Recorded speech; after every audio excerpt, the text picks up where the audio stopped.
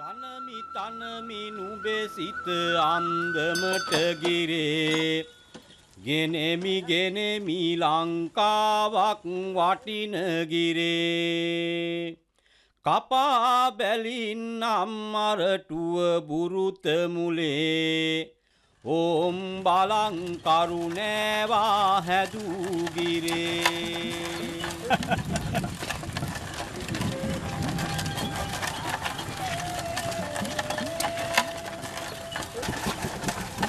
ලොකුන්නේ මේක හදපු ශිල්පියාට කියන්නේ කරණෑව කියලාද? නෑ මහත්තයෝ ඒ මිනිහගේ නම කරුණාලු.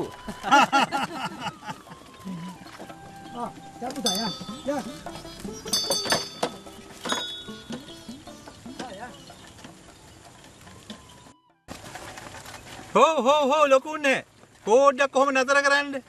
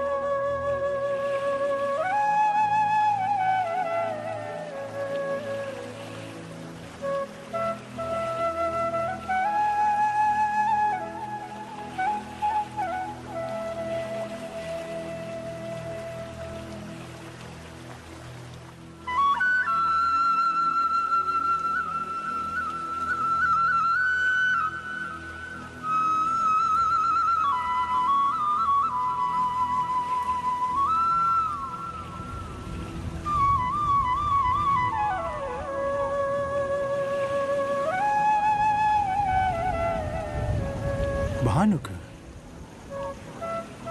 එහෙමයි. එහෙනම් ඔබ මස් හොයාගෙන ආවා.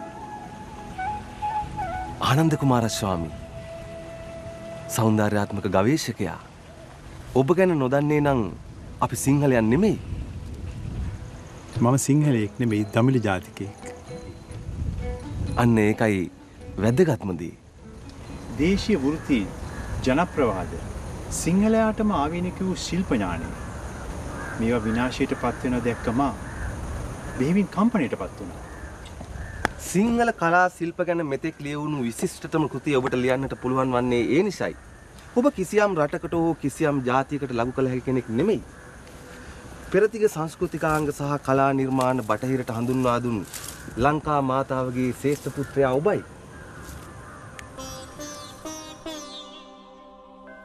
අපරදිග සංස්කෘතිය නිසා මුල් සිඳී ගිය ශ්‍රී ලාංකිකයන් පත්ව සිටි සෝචනීය තත්ත්වයෙන් මුදාගෙන ඔවුන්ගේ අභිමානීය නැවත ගොඩනැංවීම සඳහා කුමාරස්වාමී ශූරීන් ලංකාව පුරා සංචාරය කරමින් සිදු කළ සංස්කෘතික ගවේෂණය බෙහෙවින් නිවහල් විය. එසේම ජාත්‍යන්තර සංග්‍රහවල ශාස්ත්‍රීය ලිපි ලේඛන පළ කරමින්ද අධ්‍යාපනයේ සියබසින් කළ යුතුයයි අදහස් දක්වමින්ද ලංකා විශ්වවිද්‍යාලයේ ආරම්භ කිරීම සඳහා මතවාදයක් ගොඩනැංවීමෙන්ද පැහැදිලි වන්නේ ඔහුගේ ශාස්ත්‍රීය සේවයයි. ඔබ එංගලන්තයේදී විද්‍යා විෂය පිළිබඳව ඉහළට ඉගෙනගත්තු විද්වතෙක්. උද්දීත විද්‍යාව, භූ විද්‍යාව පිළිබඳව BSc උපාධියක් ඔබතුමාට තිබෙනවා. නමුත් ඔබේ නම රැඳුනේ දේශීය කලා නිර්මාණ වලට පමණක් නෙමෙයි. මුළු පෙර දිගටම ඔබ කලා විශාරදයෙක්, දර්ශනවාදියෙක්, වෙනමම විෂය අපසරියෙක්.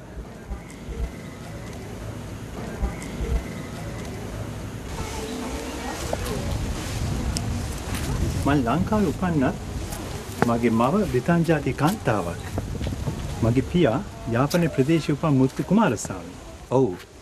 එතුමා තමයි ආසියාවේ මුල්ම නයිට් පදවිය ලැබූ බැරිස්ටර්වරයා බව ඉතිහාසයේ සඳහන් වෙන්නේ.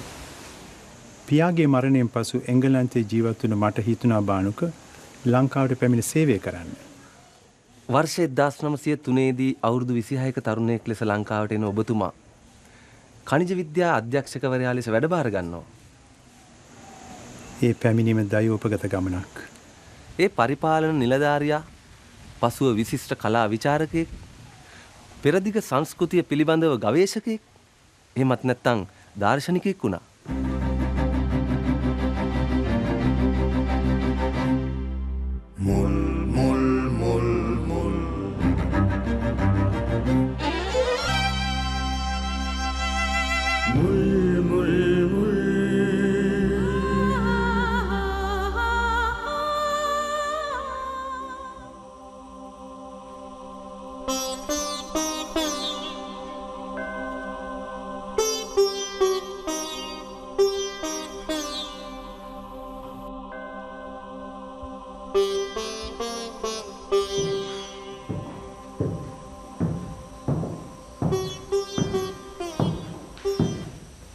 Ananda, aren't you finishing the work you started on the minerals?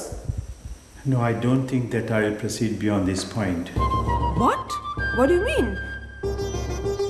Yes, I have decided to resign from my position of director.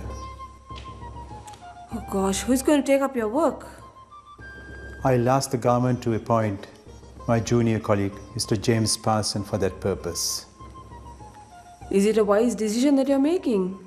Yes, I think so, because I have a duty towards my motherland.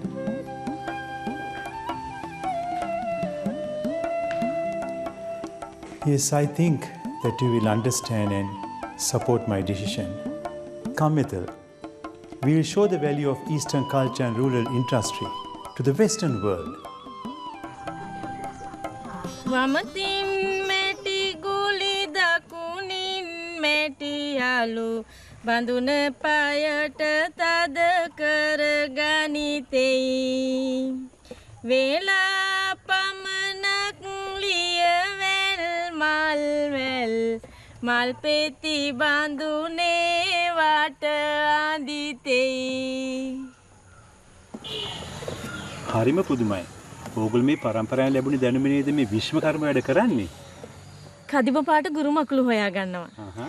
උකු පමණට දිය කරලා අතේ ඇලෙන තරමට පදම් කර ගන්නවා. ඊට පස්සේ මුලින් අවුව වේලනවා. ඊට පස්සේ ගිනි පට්ටලේ වේලනවා. 4 දහක් ගියාම ගිනි පට්ටලේ නිවලා දානවා. පොඩ්ඩක්. Come forward.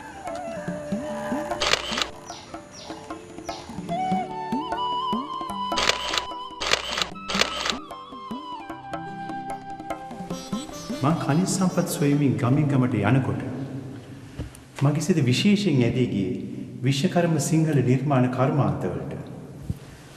මං ඒ ගැන බොහෝ උනන්දු වුණා. ඔබතුමාගේ කුතුහලය අනාගතයට බොහෝ දෑ ඉතිරි කළා.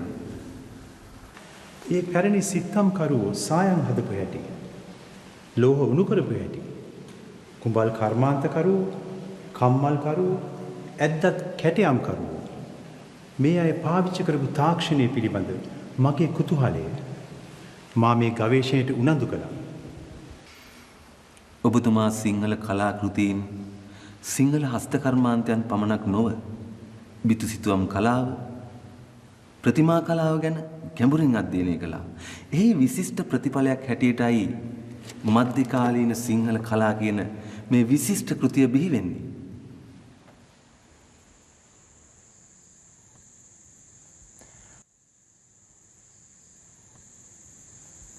හාමුදුරනේ මොකද්ද මේ මූණ? මහත්මයා ඕකට කියන්නේ කිහිඹි මුහුණ කියලා. ස්කන්ධ පුරාණේ ඔය පිළිබඳව කතන්දරයක් තියෙනවා. මොකද්ද හාමුදුරනේ කතන්දරේ? මේකනේ මහත්තයෝ ජලන්ධර රජතුමා පාර්වතීව විවාහ කරගන්න ඕනයි කියලා කිව්වාම තරහ ගිය මහදෙවියෝ මාපු සත්‍යය උගේ ශරීරයේ කොටස් කාගෙන ගිහින් ඉතුරු උනේ උන් ඔය ඔළුව විතරයි කියලා ස්කන්ධ පුරාණේ සඳහන් වෙන්නේ. ඒක ටිකක් දිග කතාවක් මහත්තයෝ. දිග කතන්දර. භූගර්භ විද්‍යාව, උද්භිද විද්‍යාව වැනි විෂය ධාරාවල ප්‍රවීණයෙකු ආනන්ද කුමාරස්වාමී ශූරීන්ගේ සිත්ගත් විශේෂ ශ්‍රේෂ්ඨ වූයේ පෙරදිග සංස්කෘතිය පිළිබඳ හැදෑරීමයි. එම හැදෑරීම් පෙරදිග කලාව පිළිබඳ බටහිර විද්වතුන් තුළ පැවති දුර්මත සමනය කිරීමටත් ඉවහල් වූ බව අමතක නොකළ යුතුයි.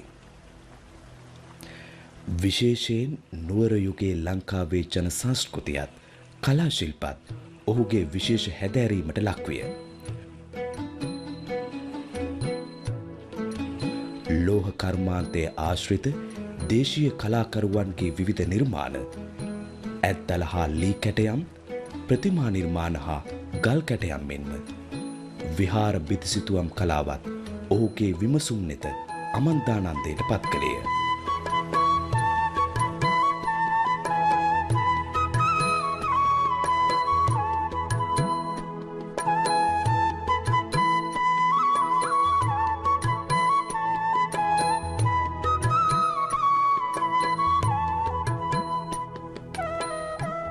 සිතුවම්වල අන්තර්ගත ඇත්කඳ ලිහිණියා, බේරුණ්ඩ පක්ෂියා, හංසපූට්ටු වැනි චිත්‍ර මෙන්ම සිංහලයන්ටම ආවේනික ලියවැල් මල්කම්මාදී මෝස්තරත් එම චිත්‍ර ඇඳීම සඳහා යොදාගත් වර්ණ හා තාක්ෂණය පිළිබඳවත් ඔහු සැලකිලිමත් විය.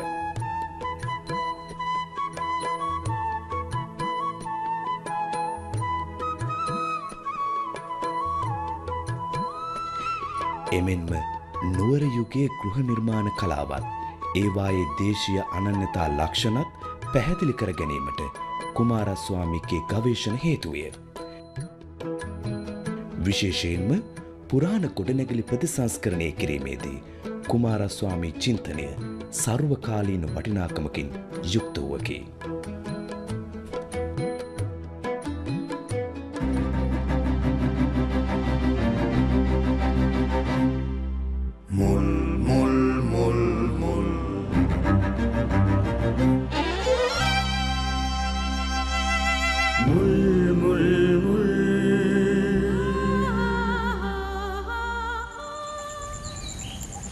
පාට හොඳයි පැලවෙන ගොය මේ නිල්ල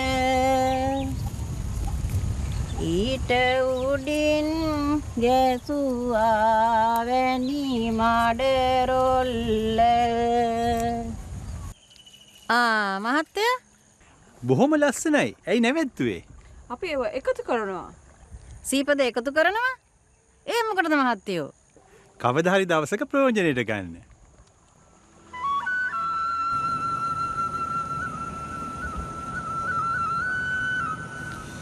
ඔබතුමාගේ නැන්දනියගේ පුතුන් දෙදෙනා වූ සර් පොන්නම්බලම් රාමනාදන්, සර් පොන්නම්බලම් අරුණාචලම් ජාතික නිදහස් සටනේ පතාක යෝධයන් දෙදෙනෙක්.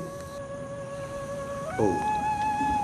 ලංකා බ්‍රිතාන්‍ය කිරීටේ නිදහස් කරගන්න විවිධ අය විවිධ පියවර ගත්තා. සමහරෙක් දේශපාලන බලය ගොඩ නැගුවා, තවත් අයෙක් පොත්පත් ලිව්වා, නාට්‍ය රඟ දැක්වුවා. නමුත් ඔබතුමා ගමන් කළ මග සපුරා වෙනස්. ඔව් ඇත්තෙන්ම. එහි ආරම්භය තමයි ලංකා සමාජ ප්‍රතිසංස්කරණ සංගමය. ඒ සංගමයේ මගින් දේශීයත්වයට නැඹුරු අධ්‍යාපනයට වගේම ඒ යුගය තුළ විනාශමුඛයට යමින් තිබූ දේශීය හස්තකලාව වෙනුවෙනුත් ඔබතුමා පෙනී සිටිනවා. ඇයි? සිංහල කලා ශිල්ප සමග බැඳුණු බෞද්ධ ආభాෂය? ඔබ හින්දු භක්තිකයෙක්. ඒ නිසාමයි එහි වටිනාකම තව තවත් අපිට වැඩි වෙන්නේ. බානක ඔබත් දන්නවා. බෞද්ධ සංස්කෘතිය සිංහල සමාජයට බුද්ධිමත්භාවයක් එක්කලා පමණක් නෙවෙයි, සෞන්දර්යාත්මක සංස්කෘතිකුත් බිහි කරා.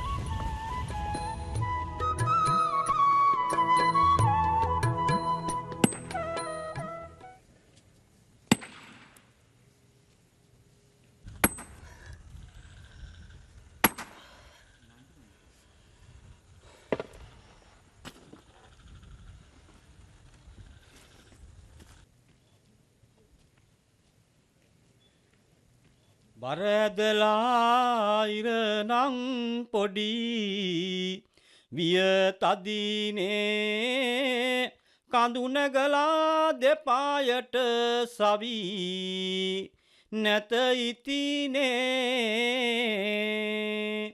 දුක හිතිලා ගමනෑ යන් අතක්නේ ගම සිටලාවත් පන යන්ට නැති උනේ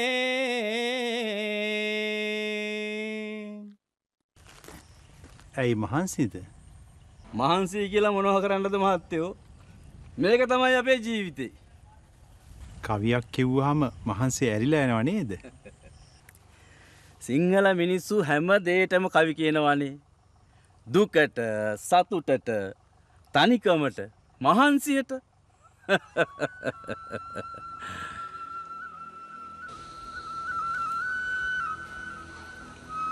ඔබතුමා ඉන්දියාවේ කලා ශිල්ප සහ දර්ශනයන් ගැන ගැඹුරින් අධ්‍යයනය කළා. ඔව්. මේ බෞද්ධ ප්‍රතිමා විද්‍යාවේ මූලධර්ම යන පොත මට ලියන්න පුළුවන් වුණේ ඒ නිසායි. ඇත්තටම ඒ පොත අදට අපට දැනුම ලබා දෙනවා වගේම මතු පරපුරටත් ප්‍රයෝජනවත්. ඒක මට සතුටක්. ඔබතුමා අපිට වටින්නේ අපේ එකම අපේ දේ ගැන අපිට හරි හැටි වටහා දුන් කෙනෙක් හැටියටයි. මම බටහිරින් අධ්‍යාපන ලැබපු කෙනෙක් වුණත් මගේ ආත්මය සමග බැඳී පවතින්නේ පෙරදිග සංස්කෘතිය.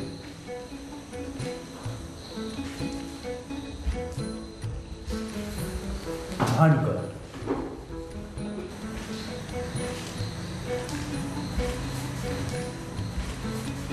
මේ පිළිබඳව ඔබට විශාල වගකීමක් තිබෙනවා.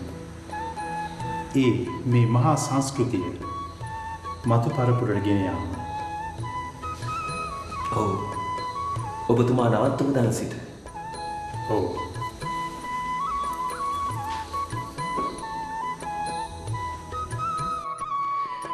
යම් තැනක බිතුසිතුවමක් පතුරු ගැලවී වැටේද. යම් තැනක සිත්තමක අවසාන ජීවය නැතිවී යනතුරු එහි ශෝභාව අඩුවීයේද. එතැන ඒ හැම මොහොතකම පීඩා විඳින කෙනෙක් ඇත. ඔහුගේ පැතුම හැම කැබැල්ලක්ම බිත්තිය අල්වා සිටීවායි හැම වර්ණයක්ම බදාමේ නොගලවේවායි කියයි.